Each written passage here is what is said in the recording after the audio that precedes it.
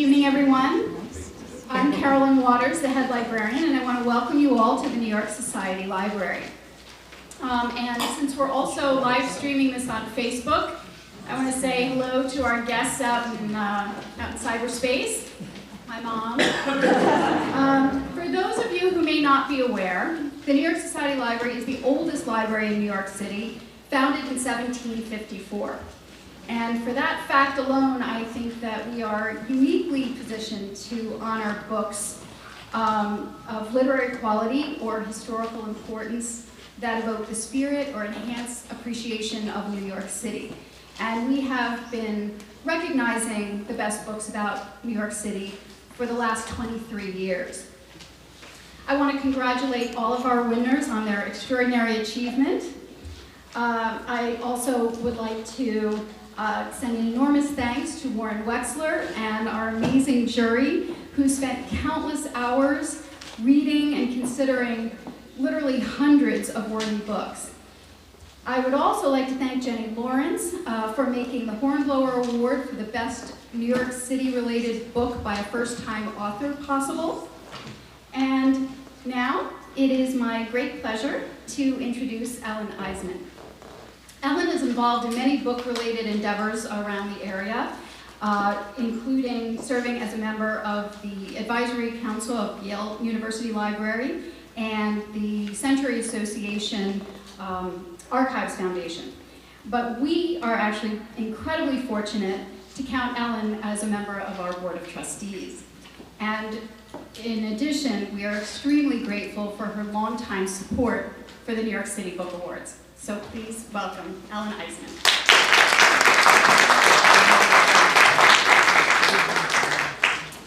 Thank you, Carolyn, for that very kind introduction.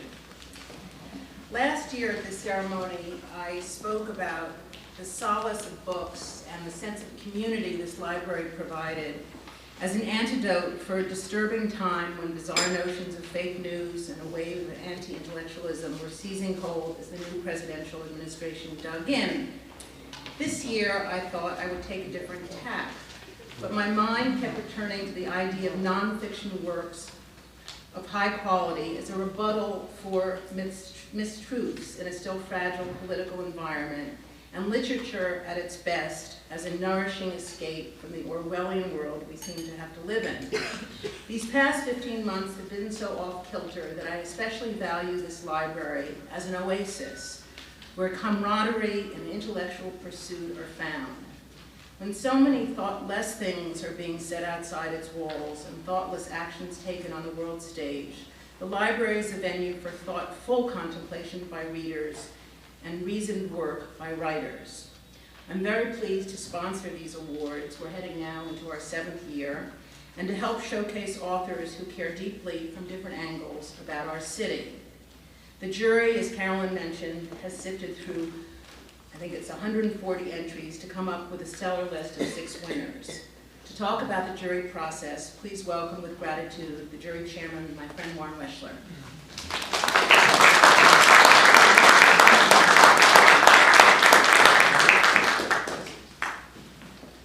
Thank you, Ellen. Good afternoon, ladies and gentlemen.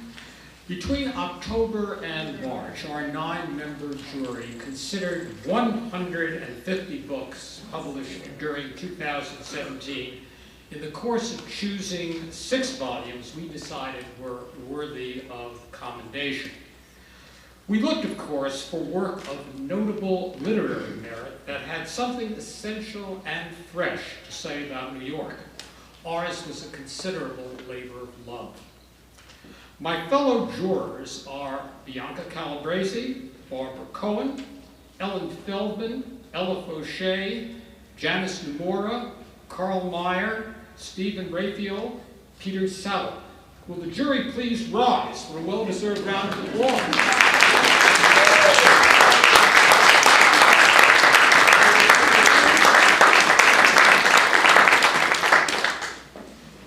The hard work of others enabled us to serve our purpose. Katie Frickus of the library staff continues to be indispensable in organizing and overseeing our jury's work.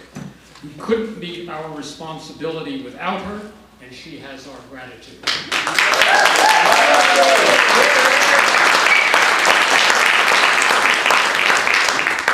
Head librarian Carolyn Waters demonstrated the library's commitment to our enterprise by sitting in with us for several jury sessions. We're grateful for her interest and wise procedural comments. 3 of our jurors are leaving the panel, each having served with notable dedication for several years. We'll miss the perceptive readings, witty observations, fluently expressed opinions, and fine company of Barbara Cohen, Ellen Feldman, and Pete Salvo. Thank you all so very much. We'll miss you at our table, but fortunately we'll see you around the library.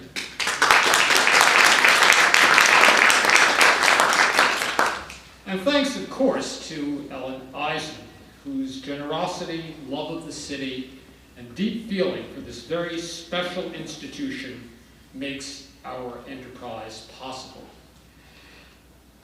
Now to present the first award is juror Carl Meyer.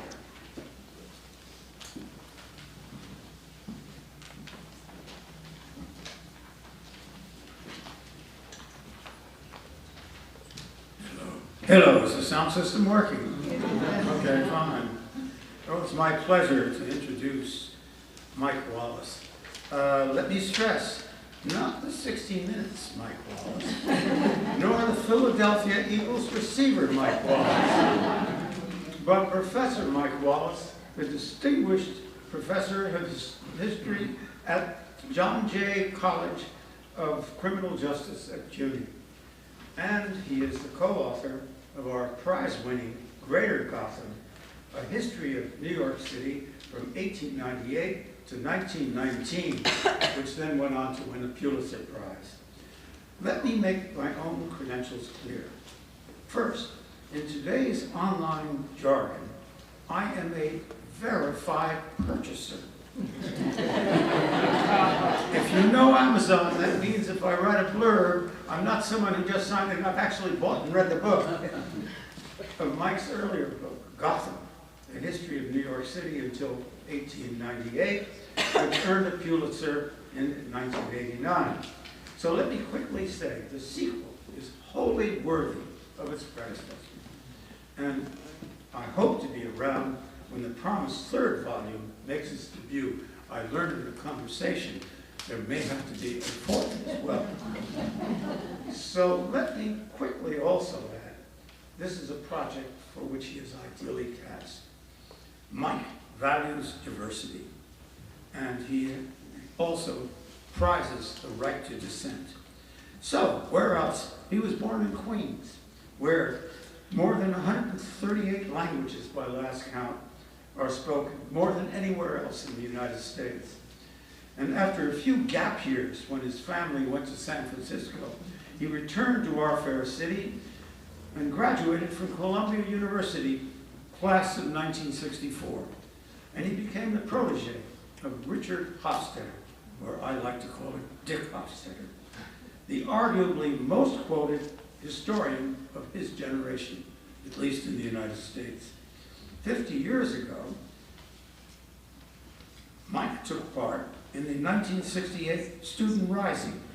Then, in 1969, he co-authored with Hofstadter A History of American Violence, which is relevant today and should be an imperative book in the White House bookshelf. Then he helped found and to lead the Radical History Forum, committed to taking a fresh look at all things New York City past, as well as America in general. And then he went on to found the Gotham Center for New York City History. All this is a prelude to his newest co-production, which could justly be subtitled 50 Shades of New York History. Here, in authoritative detail, is an account of the city's political, cultural, financial, economic, criminal, you select the subject and all the section is there. written in authoritative detail and also in a literate detail. It's very readable. And I speak with personal confidence on this score. My family lived in Sunnyside, Queens, Gramercy Park, various sites in the village, and my wife and I presently live and are pleased to live in the Upper West Side. So I have seen at least 10 shades of the 50 Shades. But let me see here an anecdote that I think Mike would appreciate, a family story, with footnotes to his own work. Exactly 110 years ago, my mother, Dvora Narevsky, arrived at Ellis Island along with her mother and her younger brother. And her first experience in New York was an immigration official who said, when he looked at us, he said, "Dvora?" He said, "That won't work in New York City." He says, "You know, there's a new thing on Broadway called Wizard of Oz, Dorothy. Why don't you change your name to Dorothy?" My mother, or her mother, surrogate mother, said, "Okay." So she became Dorothy Narevsky. And as Dorothy Narevsky, she went to the public schools in New York, starting out speaking only Russian and Yiddish. And then she went, after graduating from the first 8 grades, to work in a hat factory.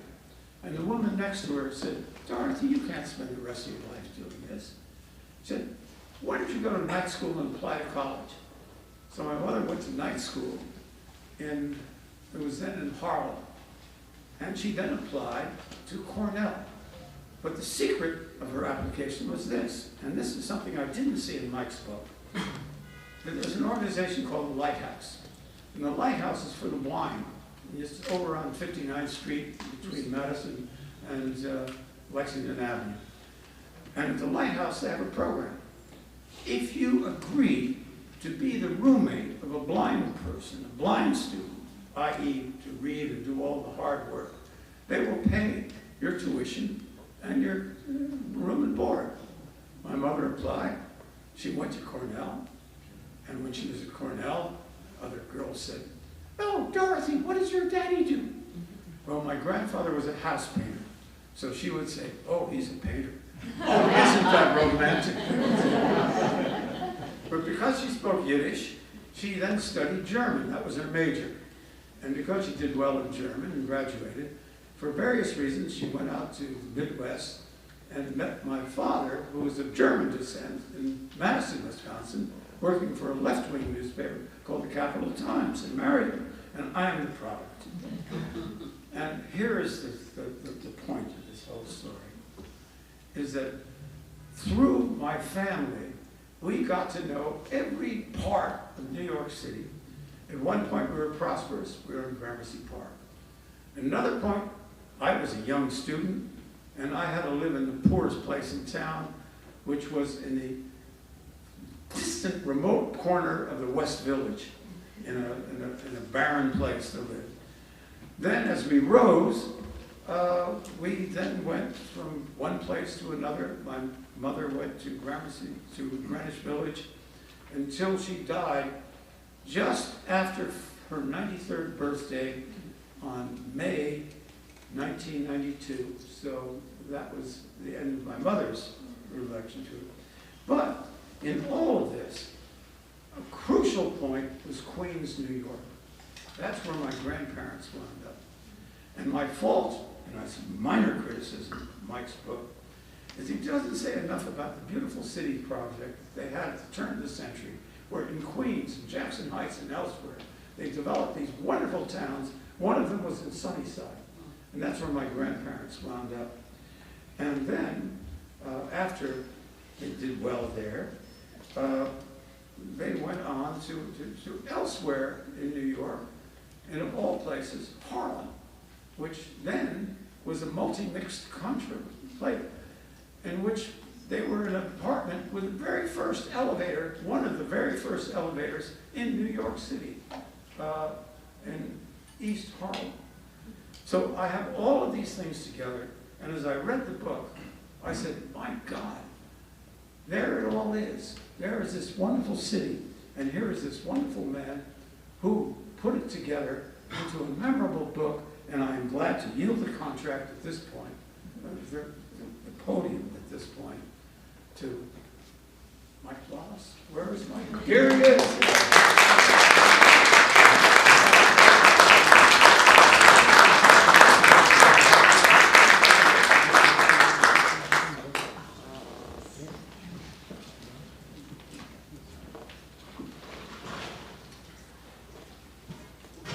Given my tendency to verbosity,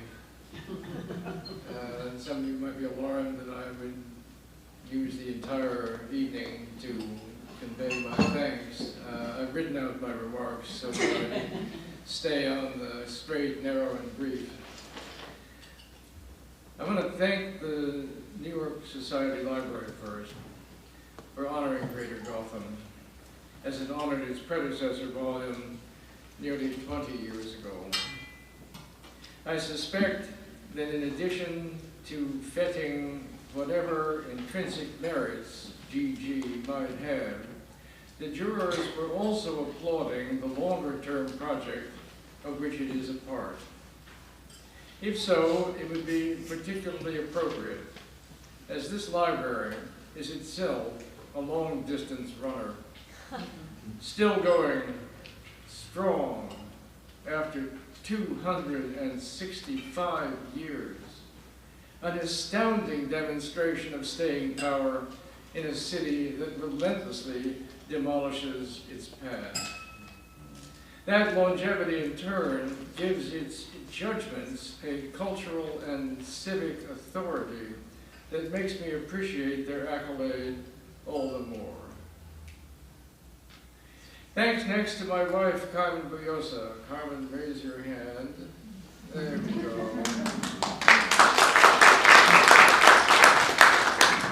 Carmen is the celebrated Mexican writer whom I first encountered on September 10th, 2001, when we both arrived to begin a year's residence at the New York Public Library's Center for Scholars and Writers, the now called the Coleman Center. Romance ensued. And we eventually married on May 1st, 2005, making today our 13th anniversary.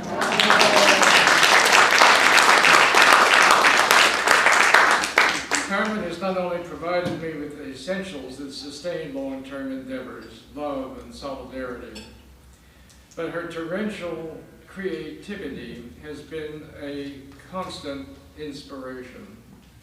While I was slogging away on Tome 2, she was churning out a slew of prize-winning novels, poems, essays, plays, columns, articles, film scripts, and hosting a TV show, Nueva York, that won her 5 Emmys.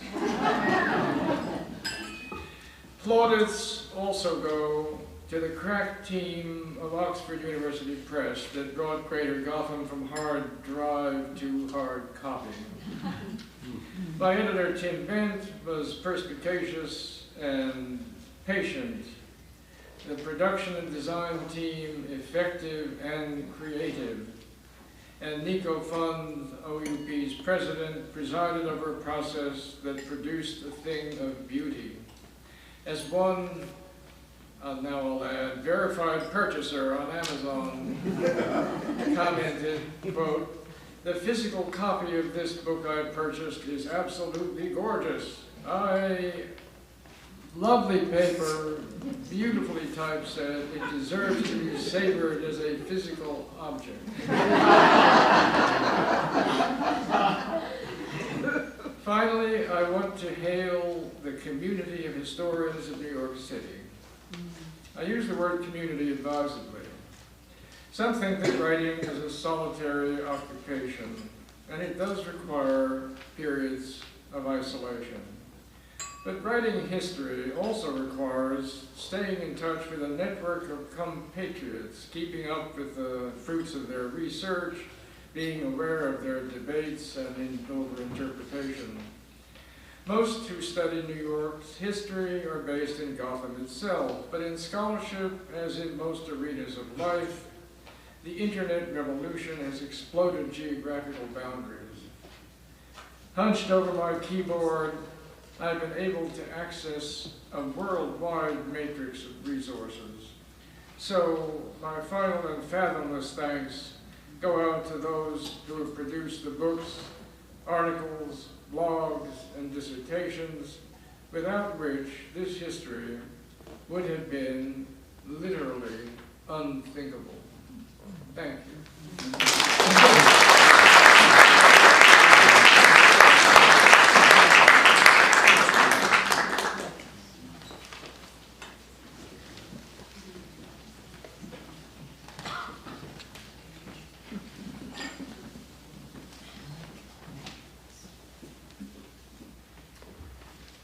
Say New York, and most people on this planet think of Manhattan.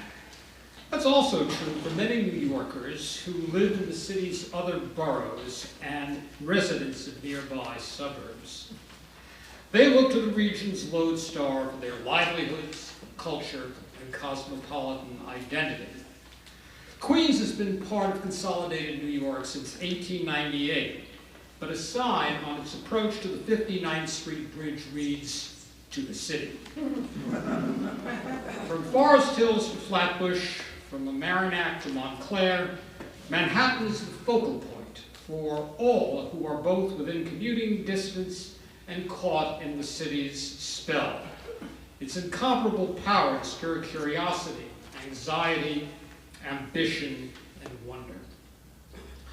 Roz Chast's Going to the City captures how those who live near but not in Manhattan feel about it. Her book is a valentine as well as a cautionary tale about a place that often evokes trepidation, confusion, and awe.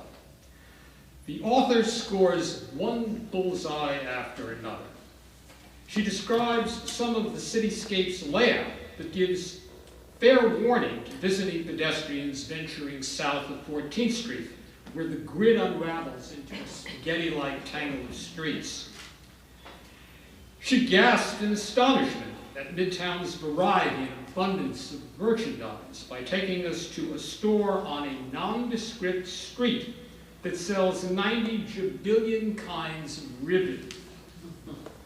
She shies away from taking the fabled carriage ride through Central Park because she thinks the horses look depressed. She dubs the official Manhattan tree a leafless one whose bare branches are draped with discarded plastic shopping bags. She warns us off sitting down mindlessly in an underpopulated or vacant subway car. Any real New Yorker knows there's always at least one compelling reason to be anywhere but. And in every situation and before every distinctively rendered landmark, we see Roz Chast's inimitable people. Their deceptively intricate faces, which could only have been conjured up by her, express a treasury of emotions as they confront the city's grandeur, promise, and peril. Again and again, we laugh out loud in recognition. This is the best place in the world, the author concludes. An experiment, a melting pot, a fight to the death, an opera, a musical comedy, a tragedy, none of the above, all of the above. We're a target for seekers and dreamers, and also nuts. We live here anyway. Roz Chast has written and drawn the truth about New York and made it hilarious. She calls Going to the City, and I quote, a thank you letter and a love letter to my hometown and New Yorkers everywhere. We thank her with this New York Book Award.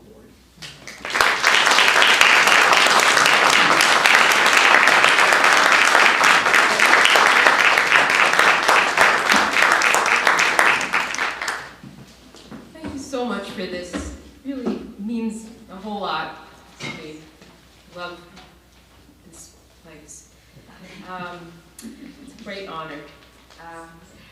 You know, The book is actually called Going Into Town, which is what my parents used to call it. Everybody I know called it, when I grew up in Brooklyn, and everybody I know called it, you want to go in, you want to go, wow, you want to go to the city?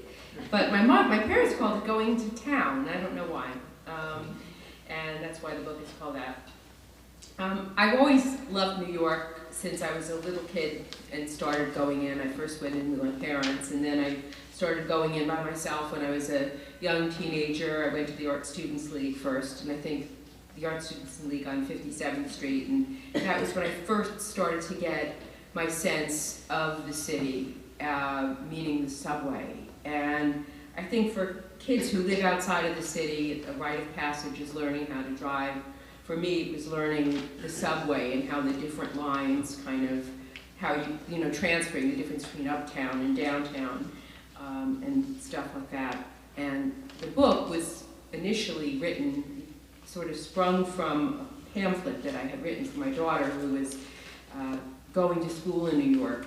She was going to the School of Visual Arts, and my husband and I lived on the Upper West Side for a long time. We had one kid, we moved to Park Slope, and we had 2 kids who moved out to Connecticut. So she actually had no idea of the layout of the city. And I still remember before she went off to school, I was trying to explain to her the layout of Manhattan, and I was telling her how great it was because it's really like a grid, I mean, above 14th Street, you have your avenues and you have your streets, and so if you want to go from 42nd Street to 44th Street, you walk up 2 blocks. And she actually said to me, "What's a block?" So that's why I made this book. Anyway, I wanted to talk a little bit also here about E.B. White, whose book on New York is really, if you haven't read it, it's the best book on New York ever. It's called Here is New York. And there were so many things in that book that I just thought were so spot on and so brilliant and wonderful. But one thing he said I really related to. He said there were 3 types of New Yorkers.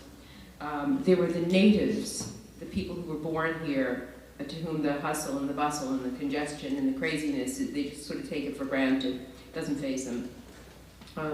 There were the commuters who lived outside of New York, who came in every day on the commuter trains and then left. And this group, the commuters gave New York its tidal energy, this flow in and flow out. And the third group were the people who came from elsewhere to find their dream, to live their dream. And I feel like I've been a part of all of those 3 groups. I'll just close with saying that as opposed to Frank Sinatra, who said, that horrible, horrible song about New York, which I hate so much. I mean, I really, it gives me like a complete, nauseous. That if you can make it here, you can make it anywhere. I feel 180 degrees opposite. I feel like New York is the only place that I can make it, for so many reasons, not the least of which is that I really hate cars. I don't like to drive. I didn't learn to drive until I moved out of New York, and I had to learn, and I hate that.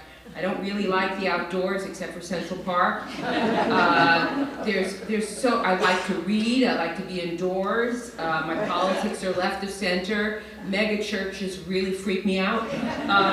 This is really the only place that I feel like I can live. So anyway, thank you again. It's really greatly appreciated.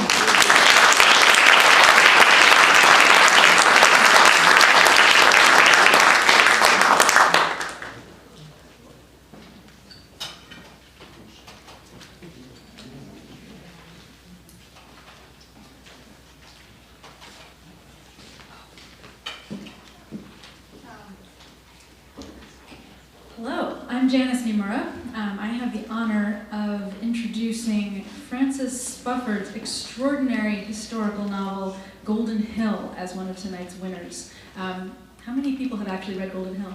a sprinkling. Okay, proselytize and evangelize after this.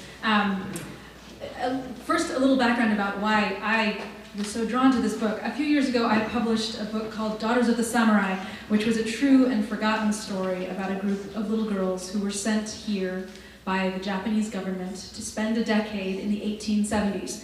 I write what's called narrative history, which is a fancy way of saying history with the emphasis on story. I try to tell true stories from the archival past in such a way that all of your five senses are involved and the historical figures you're presenting have elements of excitement that make you feel like you could know them in the present or be comfortable with them in the past. I write nonfiction because I don't know how to make things up. But when I'm writing, I read as much historical fiction as I can. The best historical novelists do all the same kind of research I do, and then they make people up to live in it. Their imaginations allow me to time travel, and they show me often how to bring life to the letters and documents that I'm trying to make into a story. Francis Spufford belongs in the very first rank of historical novelists. This book was published first in England, because he is British, and won the Costa Prize. It was appropriately exalted there.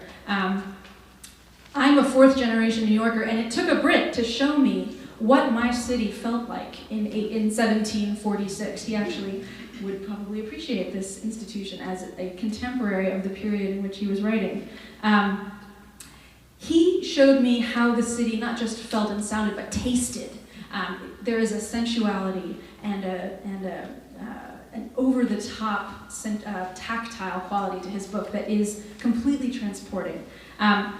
I was transported to a past that felt vivid and complete, with this extraordinary attention to material culture, and also a neo-colonial vernacular that felt entirely authentic and was entirely accessible. If you ever struggled through Clarissa in college and wished that you were as riveted by it as you assumed people in the 18th century must have been, for it still to be published today, you'll know that feeling of wishing you could have access to the feelings that a novel was evoking. This one makes you feel like you're an authentic 18th century reader without the struggle.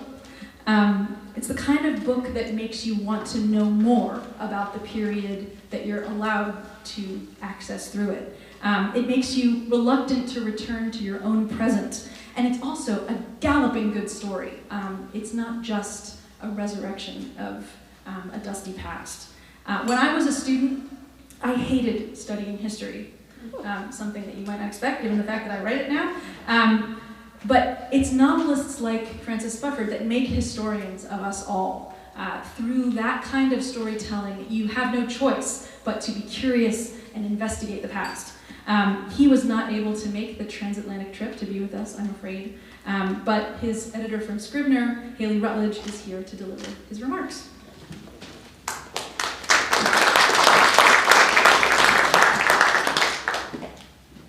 Francis wasn't able to be here, but this is what he would like to say. I can't get across the Atlantic to say this in person, but I am thrilled and delighted that you should honor my novel in this way. And in particular, delighted that Golden Hill should be honored by a society which is itself the living representative of old New York. I thought when I was walking around Lower Manhattan doing the research for the novel with a photocopy of an 18th century street map in my hand that nothing survived the city as it was in 1746, except the iron railings around the Bowling Green, the tombstones in Trinity Churchyard, and a few cobblestones. Now I realize that if my protagonist, Mr. Smith, had landed only a little while later, he could have borrowed books to read from this very library and its first home on Wall Street. And if he had, I promise that unlike George Washington, who seems to have kept his out on loan for 200 years or so, he would have returned them on time. Thank you very much.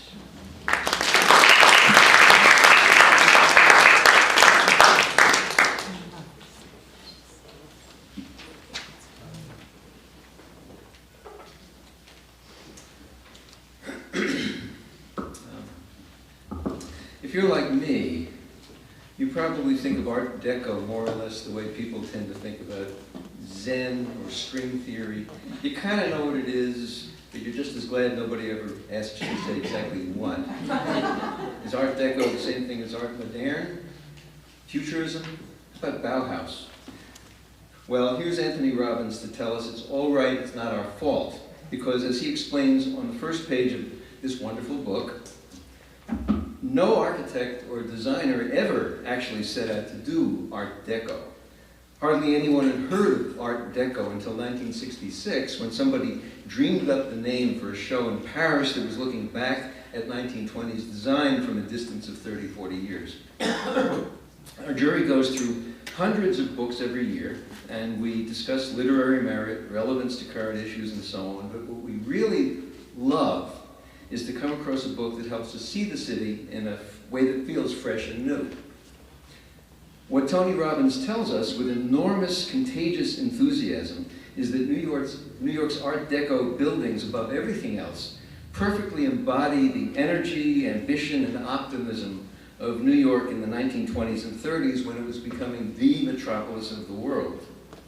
The luxury skyscrapers were the big deal, of course. The Chrysler Building, the GE Building, and their cousins. The designers embraced an aggressive, ebullient vertical style that had room for influences ranging from Art Nouveau and Southwest Indians to King Tut, and above all, the New York City construction codes. But it turned out that many of their geometric polychrome design elements also lent themselves very nicely to the much cheaper commercial buildings and 6-story apartment houses that were going up by the thousands all across New York in the 30s. The result is that once you've been alerted to them, you can find surprising and delightful specimens of Art Deco around almost any corner. And Tony Robbins is amazingly good at both the alerting and the finding. There's something else too. His book is strikingly friendly. On page after page, he in effect takes you by the elbow and carefully shepherds you to exactly where he wants you to be. Here we are on page 123, for instance. We've just visited Bloomingdale's, and we're about to go to 57th Street and see another Art Deco masterpiece, the Fuller Building. Walk west along East 59th Street to Park Avenue. Cross Park Avenue and continue walking west to Madison Avenue. Cross to the west side of the avenue, then turn left and walk south on Madison 2 blocks to East 57th Street. Cross to the north-southwest corner of East 57th and Madison, then turn around and look catty-corner across the intersection at the northeast corner. And then there's a picture, in case you got lost, and you need some guidance. And then, for good measure, he throws in a photograph of the sculpture and the big sign on the building, which is the reason probably that the name has never been changed down the decades. By the time the name was coined in 1966, Robbins says, Art Deco had fallen into almost total disrepute. Architectural historians didn't respect it, and for the rest of us, it was a depressing relic of the Great Depression. In the 70s and 80s, Art Deco was rediscovered and re-embraced to the point where some people suspected it was just another passing fad. Robbins cites a New Yorker cartoon from 1984. A typical William Hamilton couple of a certain age are in what seems to be a shop full of deco lamps and furniture and statuary. And the man is saying, "Do you realize we're living through the second time people got tired of Art Deco?" You can get that on a mug, by the way. The point, though, is that Tony Robbins has not gotten tired of Art Deco, and we think you won't either after you've spent some time in his company. But I'm going to leave the last word on this book to an old friend and a great friend of the New York Society Library, Christopher Gray, who said, "If you thought you knew Art Deco, as I did before I read New York Art Deco, then buy this book and be surprised."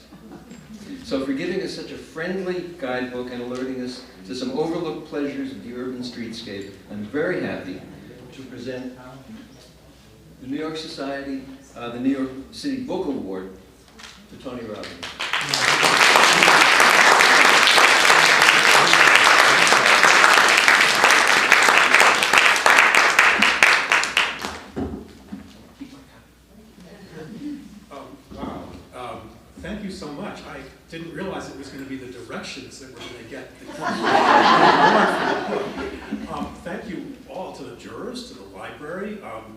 I had no idea this was going to happen. I also have to thank John Taranek, who's here somewhere. I saw him before. There he is. The legendary John Taranek, who drew the maps for the book, really as a favor to me, and made it so much easier to use. I wish Randy Juster were here. He did the fabulous color photos in the middle of the book that are just, they're knockouts. They really are. And you know, I was in graduate school in London 40 years ago, and I picked up a book about New York's cast iron architecture by the legendary, again, Marco Gale.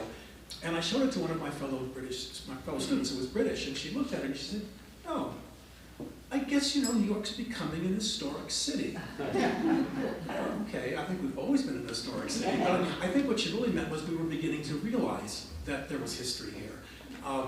And when I came back from graduate school, I wanted to find everything I could, and there was nothing. There were very few books. There was the AIA Guide, which had gone out of print, the first edition. There was the Columbia Historical Portrait of New York. There was the Bicentennial Project. There were some Dover reprints. And that was pretty much it. So here we are 40 years later, and the jury looked at 140 titles about New York just this year. We are an historic city, and it's a wonderful thing. So thank you so much.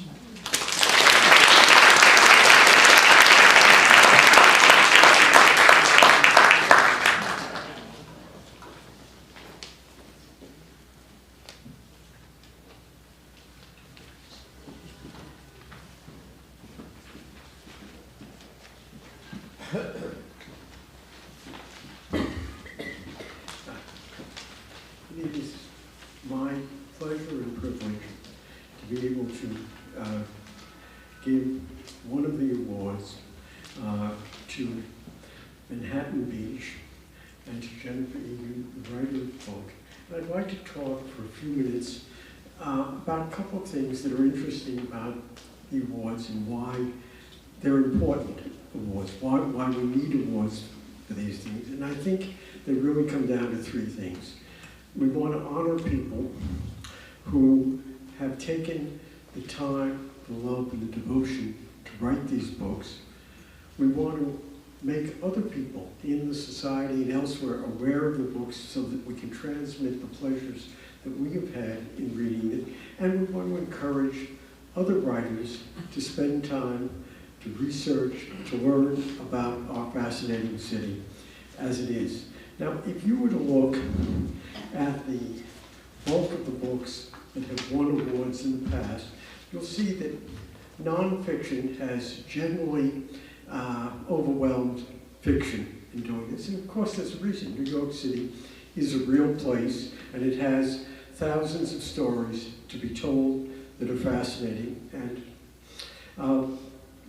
continues to do. But I would like to give sort of following up on Janice's remarks, I'd like to give a spirited set of comments about the need for fiction, these things. To me, what fiction does is it creates an overhang in which you can sort of put all of your thoughts in. It gives you a way, a framework to do this. And a really good writer manages to do that and to captivate your interest.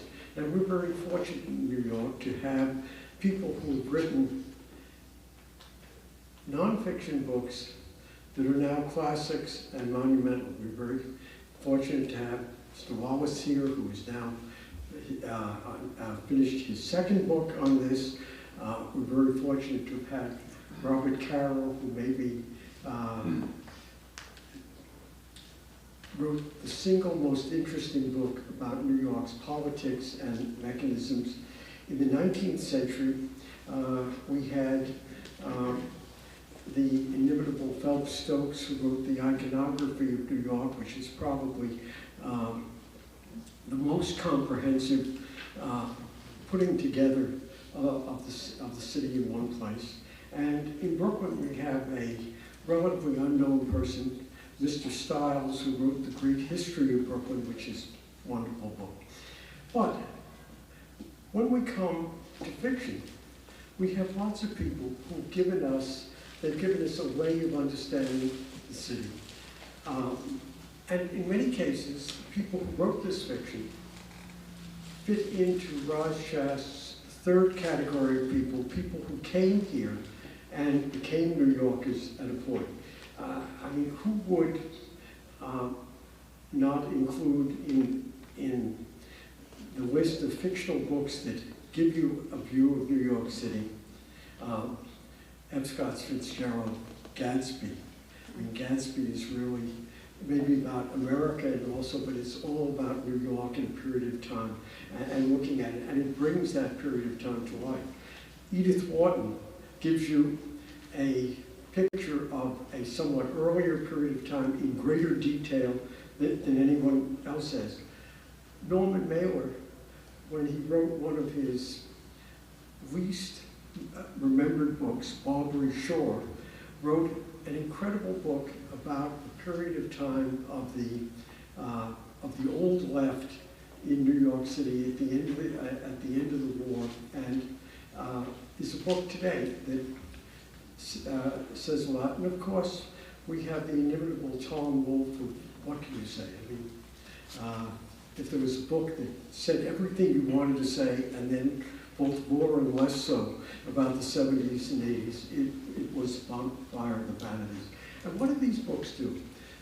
They create images. They create images of the city that stick in our minds, that become part of us and the way we analyze things. And in some ways, they're more durable than the books that are not fiction because they tell a story and the story stays with us for a long time. But to do that, they really have to have, I think, three things. They have to have characters that engage us. They have to seem to be spot on when it comes to understanding what things were like and how true they were and how true they seemed to us. And to me, when I read Manhattan Beach, I had a couple of conflicting thoughts. My first thought was, this is a wonderful book, and what's wonderful about it is that having grown up in Brooklyn, I can envision every one of the characters in it. None of them seem to me to be anything other than real people dealing with things, and dealing with them in a way that was the outer boroughs in the 1930s, the 1940s, and the dialogue is spot on in doing that. But also, there's another piece of that story, another two pieces of the story, which is that it characterized a point in time in New York's history when, particularly because of the Second World War, there were opportunities for women that did not exist in New York City before that, and women in every area rose to those occasions and dealt with that. I was thinking of, in the first chapter, when the heroine in the book puts her feet in the water in the Atlantic Ocean at Manhattan Beach, and she says, what did it feel like? It felt very cold, but the cold gave me an aching inside that was warm and somewhat comfortable. It was an idea that through some degree of effort on her part, was able to do more. And perhaps I, to some extent, identified with this in another way because my mother was an attorney. And she did all of these things in the 1930s and 1940s that she could never have done in her professional life before that. Mainly because there were openings to do it and the realization that people were there who wanted to do that. My mother, for example, weirdly enough, spent a year in Manila at the end of the Second World War, sorting out all the claims of people from the Philippines who had been killed in the Second World War who had property and things in New York and their families. And this was all done because the court system needed someone to go to do this. 2 years later, this would never have happened, never have gotten that opportunity. And I think the book, with its metaphorical, the diving under the water, is an example of the courage that people had to do these things. And I think it's very true and very realistic. Anyway, it is my pleasure to give this award. I understand that Jennifer Egan is not here, but a representative of her publisher is. And I'd like to do that now. I think I've seen you before.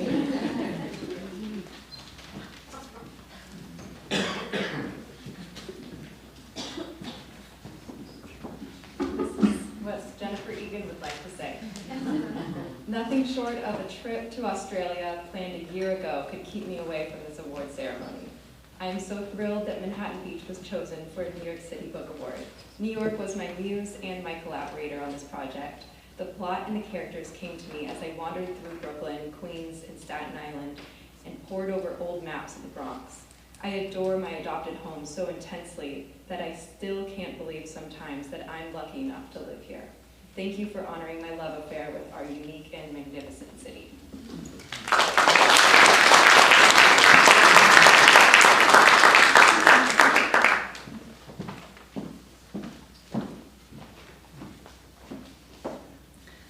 As Caroline mentioned, the Hornblower Award is given yearly for a writer's first publication in book form in any genre.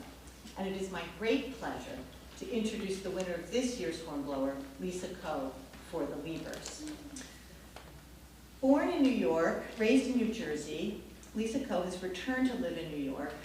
And I like to imagine she starts the day, as many of us do, with the New York Times. However, some people read an article in the Times about injustice and write a letter. Lisa Coe wrote a novel.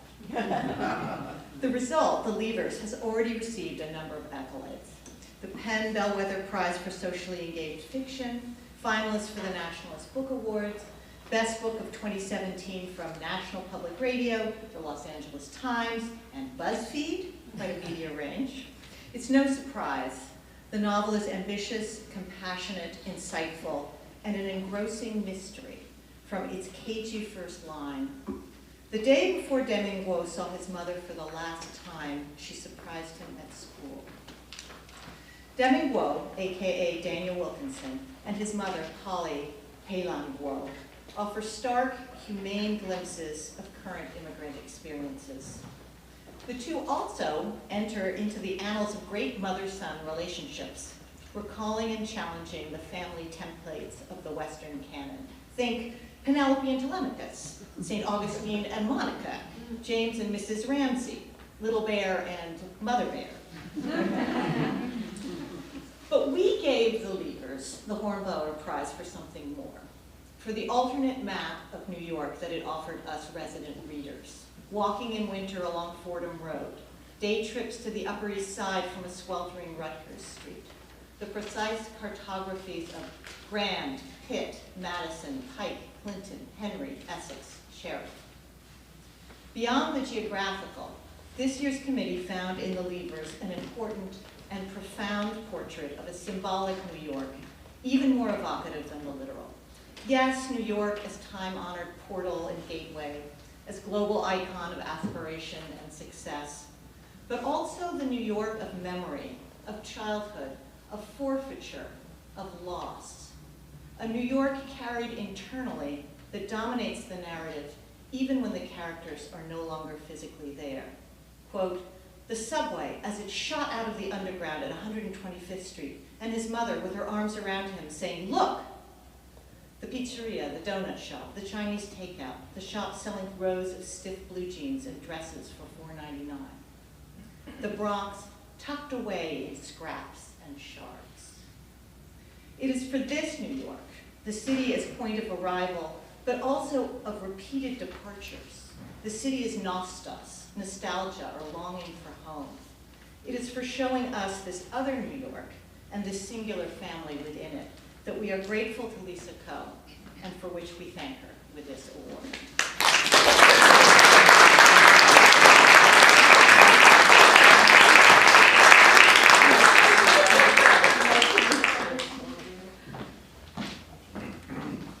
Wow, thank you so much for that beautiful citation. Thank you to the jury and the library, and also I want to offer my gratitude to the people whose real life stories inspired the book and continue to inspire me. I think of The Leavers very much as a love story to New York, so I'm so appreciative of it being read that way, and I feel that for my main characters, Polly and her son Deming, New York City is really kind of their promised land, the place that they feel most at home. And it was definitely that for me and my family as well. My father actually moved here from Manila in the Philippines, and he came to Utah State University in the early 60s because it gave him a college scholarship. You can imagine that was really shocking, culture shock, and also a really alienating place to be. And the minute he graduated, like on his graduation day, he got in a car and drove straight to New York and never looked back. And my mom too came from Manila. She spent a few days in Northern California before she also hightailed it to New York City and never looked back. They met in Queens, where I was born a few years later. Sadly, I grew up in New Jersey.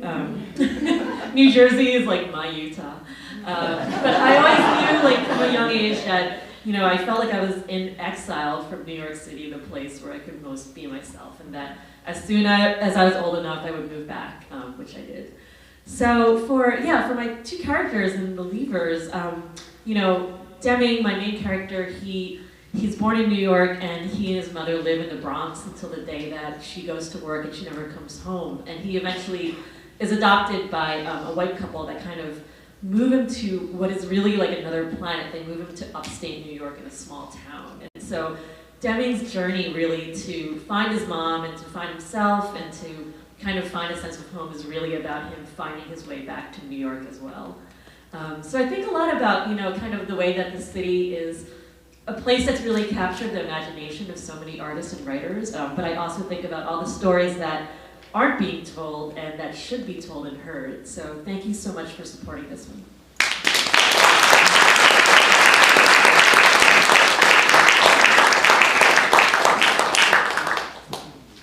So I just want to thank everybody for coming, and we're not finished just yet because I'm going to ask Warren to come up and lead us in a toast, which if you need some more bubbly, we're gonna get you some of that. But I want to encourage you to stay and have some more wine and food, and buy some books, have them signed by our winners, and enjoy yourself. Thanks again for coming. Warren, come on up.